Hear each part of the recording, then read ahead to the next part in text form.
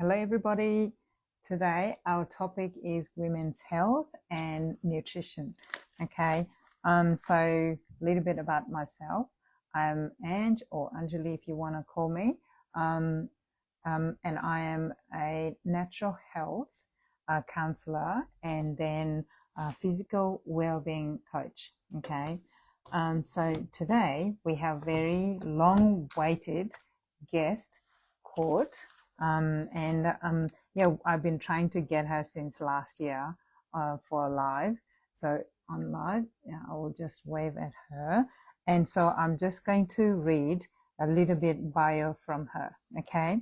So as a clinical nutritionist, I'm a partner on your journey to achieve your health and fertility goals.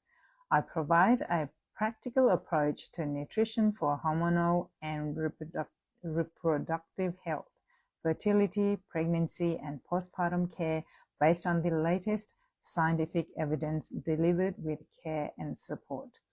Okay, so yeah, that is her bio, and please help me to welcome coming. Okay, it's thinking. Instagram is thinking. Hi, Hello. Claude. Yes, welcome. Thank Thank you for coming. Yes, I've been wanting to get you since last year, and I finally got you here. Thank you so much for your time and yeah, and then time away from your bub, and we really appreciate it. Thank you. Okay, so because we will get going, okay? Because you're a bit tight in you. time, hey. So we're going to, yeah. So before we start, I just wanted to say that this live is all about educational and awareness purposes. It's not a particular diagnosis for you. If you need support, you can contact Court, or you go to your general practitioner for the care and support, right? Would you like to add anything, Court? No, that's fine. Yeah, okay, awesome. So we'll start with the first very basic question. We would love to know, what is clinical nutritionist and nutritionist?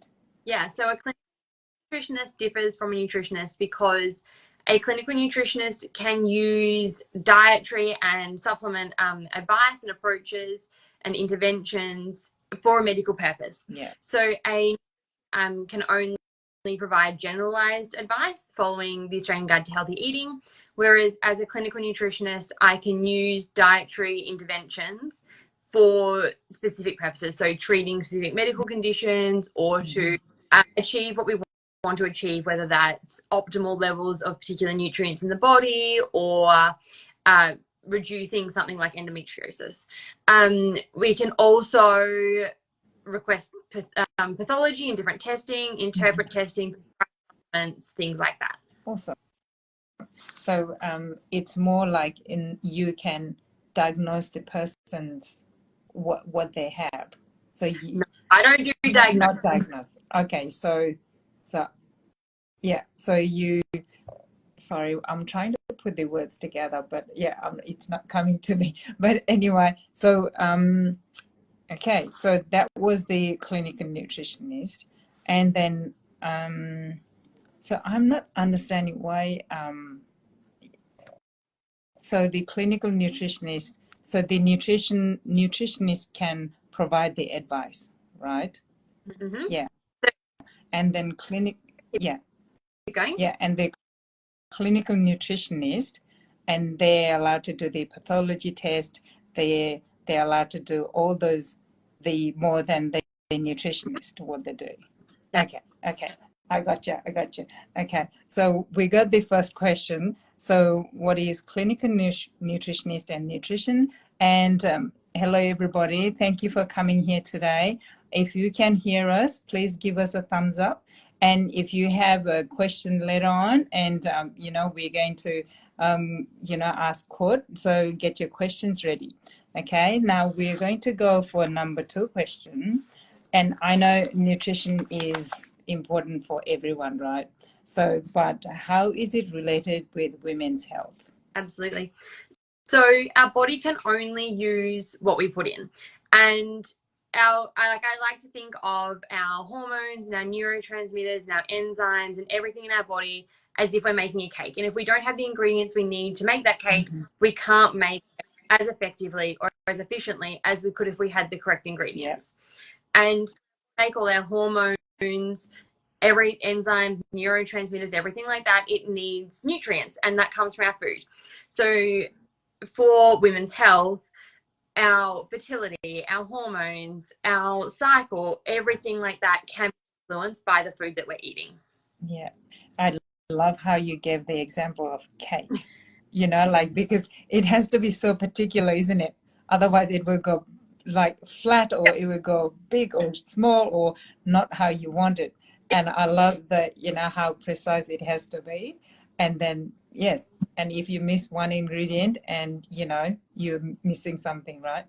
I love Absolutely. it. If you don't have enough flour, if you're half a cup short on flour, it changes the outcome significantly. And it's exactly the same Yes. with our hormones. Yes, I love it. I love it. Even thinking of it is like, it gives you a clear idea of how to think. And I love it. It's like teaching kids. Thank you. Okay, so if you are just coming here, we have just covered what is clinical nutritionist, and our second question was why nutrition is, you know, important for how is nutrition related to women's health, and the third one we're going to ask is what are some common nutrition issues in women that you come through? Yeah, so I see a lot of nutrient deficiencies, so iron deficiency, B12 deficiency, things like that. I work a lot in the fertility and pregnancy and postpartum space. So I see endometriosis, PCOS, preparing for pregnancy, so that can be natural conception or through IVF, and then pregnancy support through to postnatally, and a lot of postnatal depletion and supporting breastfeeding and things like that from a nutritional perspective. Yeah. A lot of what I see in my clinic. Oh. It's like you, yeah, because you know we don't know what the nutritionists do, and when you say all the range of things that we go through, it's like makes you think, you know. It's Absolutely. yes, it's how many things are impacted by nutrition, and it's a lot more than you often realize. Yes, it's women's health is incredible. Absolutely. Yeah. So another question that I wanted to ask is, what are some basic signs and symptoms that someone might be lacking on nutrition? So the nutrients that we can be all have different signs and symptoms. Yeah. So it's hard to give a generalization. However, Yes. symptoms of nutrient deficiencies include feeling fatigued, brain fog. You can have pale skin. There can be symptoms such as like sighing a lot and feeling out of breath. There can be so many different symptoms. Yes. Yeah. In my that we find, like particularly around that fatigue, headaches, breathlessness, are some key ones for nutrient deficiencies. Well, with me, I think I get lots of mouth sores. Yes. And then mouth sores is and then I get very short with the temperament. I'm not as patient with my kids. Yeah, absolutely. And even things like not remembering your dreams, that can be a sign of deficiencies too. Oh. So when we're doing an assessment, we'll ask a lot of questions that might not seem related to anything. Yes. But there's something behind it. So like I'll ask about, do you remember your dreams? And are they peaking and troughing at different times? Because that can give us clues. Feeling hot and cold, itchy hands and legs, getting motion sickness. All these things can give us indicators of nutrient deficiency. I think you gave out your secret there, like remembering our dreams. Now I'm like, I'm so proud that I remembered my dream today. Oh, that's fantastic. Thank you for sharing that. That's Yeah, we could never know that those are all related. Yes, yeah. It's Yes. very interesting when you put that picture together and you start like, are we going through a Mm, line of questions? And you start getting more and more yeses, and you're like, okay, I'm on to something yes. likely a nutrient Yeah. deficiency here. Um, it's important to also mention, I guess, that when we're talking about nutrient deficiencies, we can't test everything in a blood test because not all our nutrients are in our blood. So some Mm, do rely on signs and symptoms mm. to identify if there is a nutrient deficiency happening. Yeah. Cool.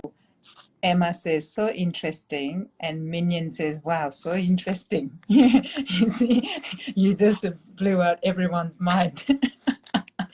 That is why it makes you the specialist, right? Because you know all those things, secret tools. Yeah, awesome. Thank you for sharing that. So for the people, our viewers or our general, people, how would you? What are some easy things you would advise to manage nutritious diet? And eating a range of fruits and vegetables and herbs is really important to get that like that wide range of nutrients from our foods.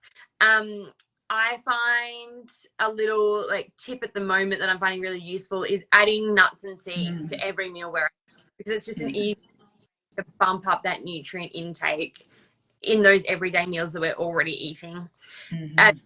About where we can add nutrients in. So if you're having eggs on toast, add some avocado, add a handful of spinach, and all of a sudden you've added 2 more vegetables into your Mm, day. You've added some extra nutrients in there. And remembering to eat regularly. So we can often get so caught up in our mm, day, so busy that we mm, forget to eat. And that's when it's like we're one lacking an opportunity to add our nutrients in, but two, it also affects our blood glucose level. yeah, So it's important to keep that nutrient intake consistent throughout the day. yeah, yeah.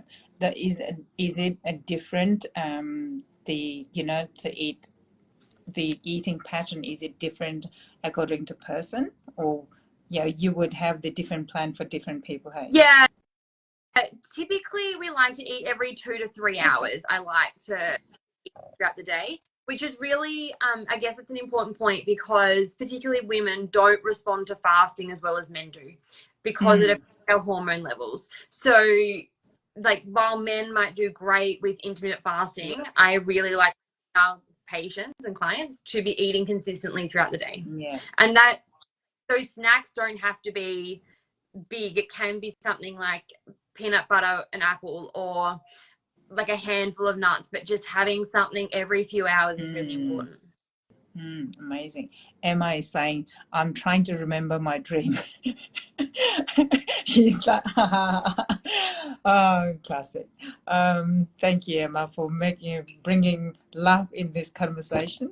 And so I wanted to, yeah, and I tried to do intermittent fasting. You know, when it first came, I'm one of those people wanted to try and see how it goes. And then so, because all my clients were asking, what do you think of intermittent fasting?